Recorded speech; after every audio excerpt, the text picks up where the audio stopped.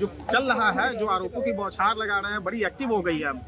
बिल्कुल एक्टिव हो गई है और वर्चस्व की लड़ाई पे है आज की तारीख में कांग्रेस। और ये वर्चस्व की लड़ाई गठबंधन के भीतर ही चल रही है।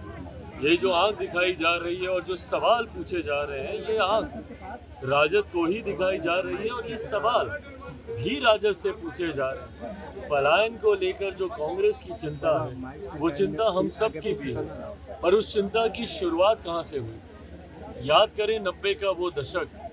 हर वो युवा जो आज की तारीख में संभवतः मेरी उम्र का होगा या मुझसे ज़्यादा उम्र के होंगे, या वो बुजुर्ग जिन्होंने 90 के दशक का वो दौर देखा, उनको आज भी वो याद होगा कि किस तरीके से पीढ़ियां बर्बाद हो गई।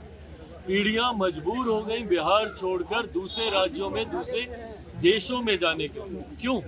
क्योंकि 90 के दशक में जिस तरीके से जंगल राज का माहौल राजद की सरकार में बना दिया गया, जहां आए दिन अपराध, बलात्कार, लूटमार, डकैती, दुकानें दिन दहाड़े लूट लेना, व्यापारियों की हत्या कर देना, ये एक आम बात बन गई। जिस तरीके से उस वक्त आम बिहारियों ने भयभीत होकर यहाँ से पलायन करना शुरू किया, उनकी आंखों में वो दुख आज भी दिखाई देता है।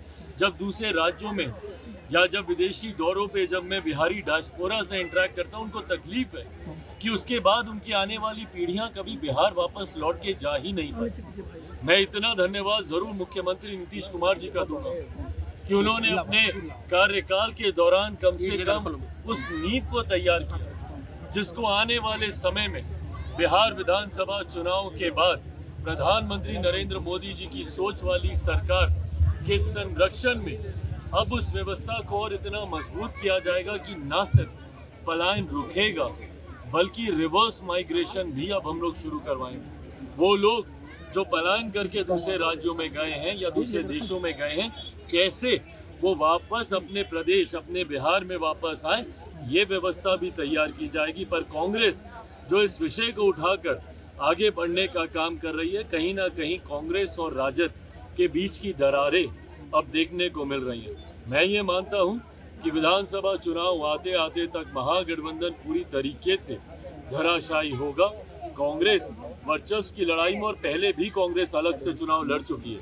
2019 का लोकसभा का चुनाव हम लोग देखें, उस वक्त भी कांग्रेस ने अलग चुनाव लड़ने का कार्य किया। मैं मानता हूँ कि विधानसभा के चुनाव आते आते तक कांग्रेस राजद के मतभेद इतने बढ़ेंगे कि ये लोग अलग होकर चुनाव लड़ेंगे। बहरहाल लड़ते हैं नहीं लड़ते हैं, ये इनकी चिंता का विषय है। एनडीए इतना मजबूत और इतना तैयार है कि अगले चुनाव में हर बार से ज़्यादा सीटें जीतकर इस बार हम लोग एनडीए की सरकार बनाएंगे। 225 से ज़्यादा सीटें इस बार एनडीए गठबंधन जीतने जा रहा है।